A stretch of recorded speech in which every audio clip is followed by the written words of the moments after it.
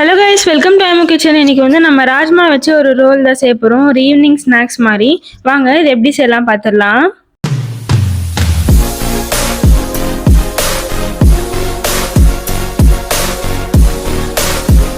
உங்களுக்கு அடிக்கடி பசி எடுக்குதா? அப்போ கண்டிப்பாக இந்த ரெசிபி செஞ்சு பாருங்கள்.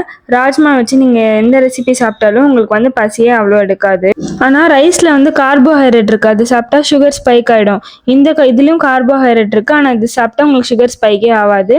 இப்போ நான் தண்ணியில் நல்லா ஊற வச்சுருக்கேன். பாருங்கள், நான் இப்படி பண்ணாலே தோல் வந்து எவ்வளோ ஈஸியாக வருது. இப்போ நான் குக்கரில் இது போட்டு நல்லா பாயில் பண்ணி எடுத்துக்க போகிறேன். இப்போ பாருங்கள், நல்லா ஒரு கொதி வந்துடுச்சு. நல்லா கொதிச்சதுக்கு அப்புறமா தான் நம்ம இதில் வந்து உப்பு சேர்த்துக்கணும். அப்புறம் இது கூடவே வந்து நான் விளக்கெண்ணெய் சேர்த்துக்கிறேன். விளக்கெண்ணெய் சேர்த்துக்கிட்டிங்கன்னா இந்த ப்ரோட்டீனில் வந்து உங்களுக்கு வந்து கேஸ் ஃபார்ம் ஆகும். அந்த மாதிரி உங்களுக்கு ஃபார்ம் ஆகாமல் இருக்கிறதுக்காக விளக்கெண்ணெய் நம்ம இப்படி சேர்த்துக்கிறோம். இப்போ நம்ம வாங்க குக்கரை க்ளோஸ் பண்ணிவிட்டு ஒரு விசில் மட்டும் விட்டு எடுத்துக்கலாம். நல்லா ஸ்டீம் வந்துடுச்சா செக் பண்ணி விசில் போட்டுக்கோங்க. ப்ரெஷர் போயிடுச்சு. இப்போ நம்ம குக்கர் ஓப்பன் பண்ணி பார்த்துடலாம். வாங்க எப்படி இது வெந்திருக்குன்னு பார்த்துடலாம். நம்ம பார்த்தீங்களா, சூப்பராக வந்திருக்கு. இந்த ரெசிபி வந்து நீங்கள் குட்டீஸ்க்கு வந்து ஈவினிங் டைமில் ஸ்நாக்ஸாக கூட கொடுக்கலாம். பாருங்கள், செமையாக வந்திருக்கு. இந்த ராஜ்மா சாப்பிட்டிங்கன்னா உங்களுக்கு வந்து உடம்புல இருக்க கெட்ட கொழுப்புலாம் வந்து இது குறைக்குது. இப்போ வாங்க நம்ம ஒரு குட்டி மிக்ஸி எடுத்துக்கிட்டு இதில் வந்து எல்லா ராஜ்மாவும் போட்டு தண்ணியெல்லாம் சேர்க்கக்கூடாது. அப்படியே எல்லா ராஜ்மாவும் சேர்த்துட்டு நம்ம நல்லா அரைச்சி எடுத்துகிட்டு வந்துட போகிறோம். இதை நான் அரைச்சிட்டு பாருங்கள் எப்படி இருக்குன்ட்டு. இதில் வந்து இந்த பொட்டாசியம் மேக்னீஷியம்லாம் வந்து நிறைய இருக்கிறதுனால பிபி பேஷண்ட்ஸ்க்கு வந்து ரொம்ப நல்லது இது.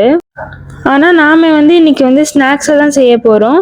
நீங்கள் வந்து ஹெல்த்தியாக சாப்பிட்ற மாதிரி கூட நான் வந்து ஒரு வீடியோ போடுறேன். அந்த மாதிரி நீங்கள் பார்த்து சாப்பிட்டுக்கலாம்.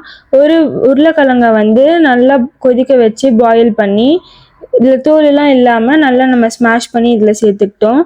அதே மாதிரி ஒரு வெங்காயத்தை நல்லா பொடிசாக நறுக்கி அதையும் சேர்த்துருக்கோம். இஞ்சி வந்து குட்டி குட்டியாக கட் பண்ணி அதை சேர்த்துருக்கோம். பச்சை மிளகா அதையும் வந்து ஒரு 3லேருந்து 4 பச்சை மிளகா சேர்த்துருக்கோம். பூண்டு வந்து 5 பல்லு பூண்டு சேர்த்துருக்கலாம்.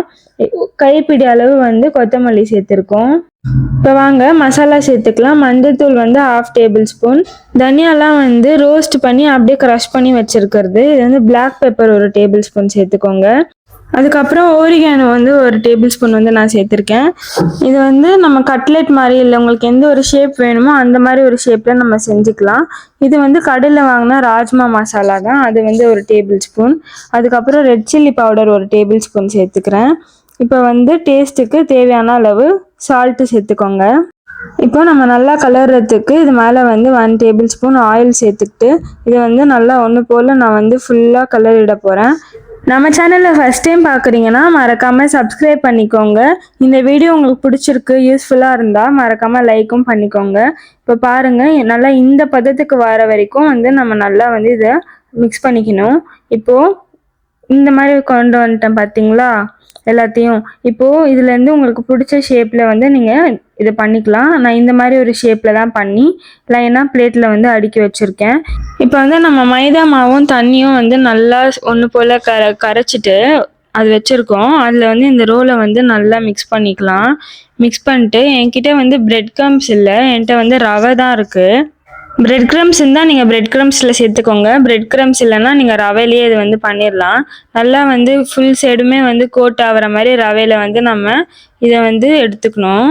எல்லா சைடுமே வந்து நீங்கள் கோட் பண்ணி எடுத்துடணும்.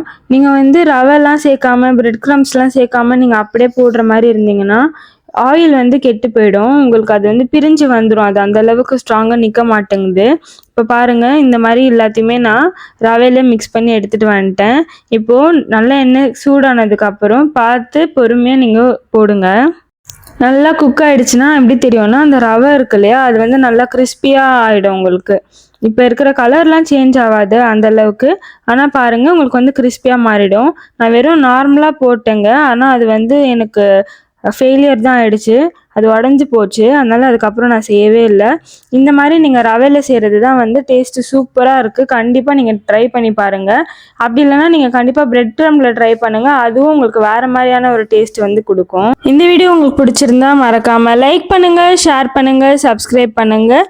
வாங்க சாப்பிட்லாம். தேங்க்ஸ் ஃபார் வாட்சிங். பாய்.